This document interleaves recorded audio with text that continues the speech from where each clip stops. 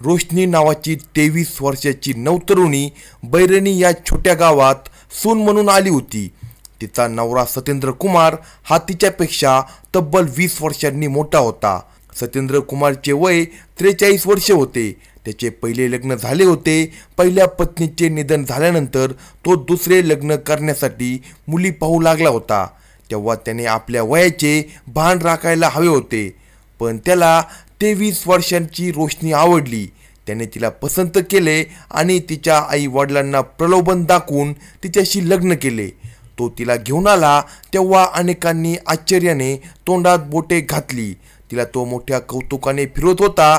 तिला मिठीत घेताना त्याला आनंद होत होता, पण तिच्या सुखाचा मात्र त्याने कधी विचार केला नाही। दिवसामागून दिवस जात होते। तिच्या माहेरचे लोक काही ना काही निमित्ताने येत जात होते। यामध्ये तिचा भाचा गोविंद हाही होता। गोविंद अवघा 18 वर्षाचा नौजवान होता। तो तुंडला येथील एका महाविद्यालयात नर्सिंगचे शिक्षण घेत होता। तो आता वयात आला होता। त्याच्या मनात कामुकतेचे विचार फिरू लागले होते। त्यातच त्याला नात्याचा विसर पडला आणि तो मावशी रोशनीवर प्रेम करू लागला। रोशनी त्याची मावशी असली तरी तरुण होती, त्यामुळे त्याचा तिच्यावर जीव जडला। तो तिच्याशी नेहमी बोलू लागला, तिला भेटायला येऊ लागला। तिलाही त्याच्याशी बोलणे आवडू लागले। तिने पतीकडे स्मार्टफोन मागितला। आपल्या जवान बायकोला खुश करण्यासाठी सत्येंद्र कुमारने लगेच तिला स्मार्टफोन घेऊन दिला, पण या फोनवरून ती भाचा गोविंदच्या संपर्कात राहू लागली। ती दिवसभर रिकामीच असायची। काहीच काम नसल्याने तिचा सगळा वेळ मोबाईलवर चॅटिंग करण्यात, रील्स बघण्यात जात होता। तरुण जोडप्यांचा रोमांस पाहून तिच्या मनातही कामुक भावना जाग्या होत होत्या, पण तिचा नवरा मात्र वयाने जास्त असल्याने तिचे मन नाराज होत होते।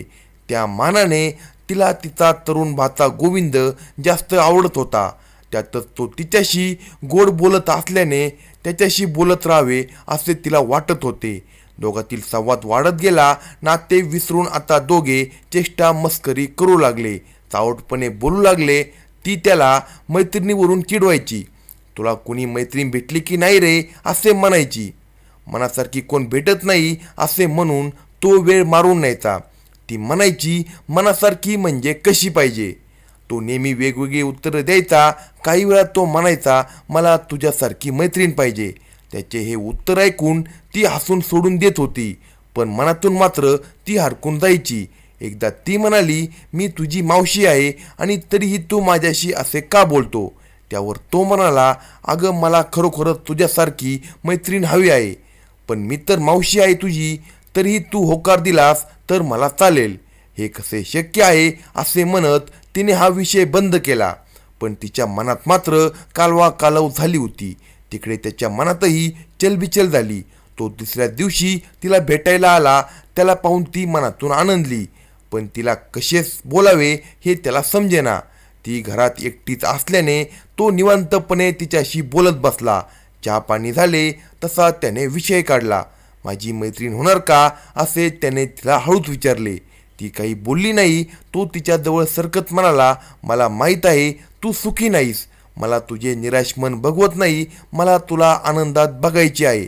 त्याच्या बोलण्याने तिचा संयम संपला। मनात प्रेमाचे उधाण आले। ती पटकन त्याला बिलगली। त्याने तिला घट्ट मिठीत आवळून घेतले। तिची चुंबने घेत तो तिच्या अंगावरून हात फिरवू लागला। अवघा 18-19 वर्षाचा नौजवान गोविंद मदमस्त रोशनीच्या कडक देहावरून हात फिरवू लागला होता। त्या स्पर्शाने ती शहारली। तिला कशाचेही भान उरले नाही। तिनेही त्याच्या ओठाला ओठ टेकवत चुंबनांची देवाणघेवाण सुरू केली। मग मात्र दोघेही मागे हटले नाही। म्हाताऱ्या नवऱ्यामुळे सुखापासून वंचित असलेली 23 वर्षाची रोशनी नौजवान भाच्यावर तुटून पडली, तर 18 वर्षाच्या गोविंदाला श्रीदेह मिळाल्याने काय करू आणि काय नको असे झाले होते। दोघेही एकमेकांना कुस्करू लागले। पाहता पाहता काम क्रीडेला बहर आला। जोरदार समागमाने दोघेही तृप्त झाले। तिला नवऱ्यापासून जे सुख मिळत नव्हते ते गोविंदने दिले। गोविंद तर लहान होता, त्याला ते सुख मिळालेच नव्हते। दोघांनाही आता एकमेकांशिवाय चैन पडत नव्हती। गोविंद वेळ मिळाला की तिच्या घरी येत होता आणि दोघे शरीर सुखाचा आनंद घेत होते। याची कोणाला कानोकान खबर लागू दिली नव्हती. पण त्याचे नेहमी येणे जाणे सत्येंद्र कुमारला खटकत होते. तसेच त्याच्या भावासह अन्य नातेवाईकांनाही खटकत होते.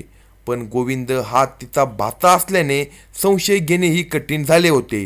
दिवसामागून दिवस जात होते. आता तर रात्रीही गोविंद थांबू लागला. तो थांबला की रोशनी नवरा सत्येंद्र कुमारला शेतात झोपण्यासाठी पाठवू लागली. मग मात्र सत्येंद्र कुमारच्या मनात शंकेची पाल चुकचुकली. ती आपल्यापासून लांब राहते आणि भाचा गोविंद सोबत मात्र जवळीक करते हे त्याच्या आता लक्षात आले होते. याचे कारण न समजण्या इतका तो लहान नव्हता.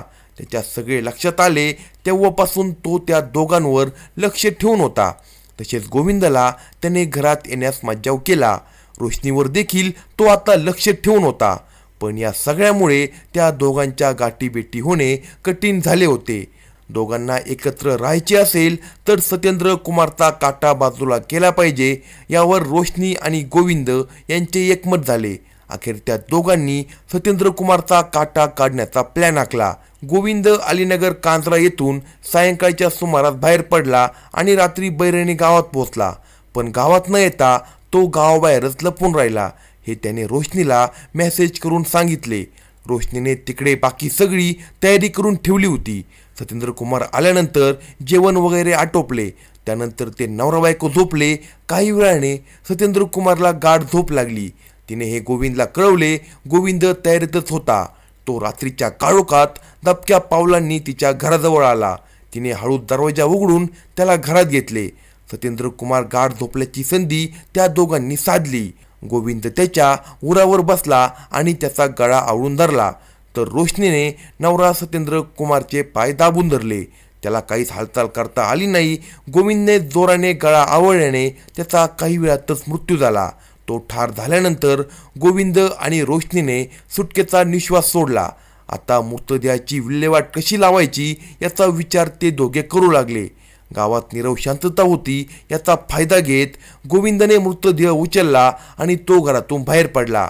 तो मृतदेह त्याने गावालगतच्या शेतात टाकला आणि तो आपल्या गावाकडे निघाला. पण रात्रीच्या वेळी वाहनांची काहीच व्यवस्था नव्हती.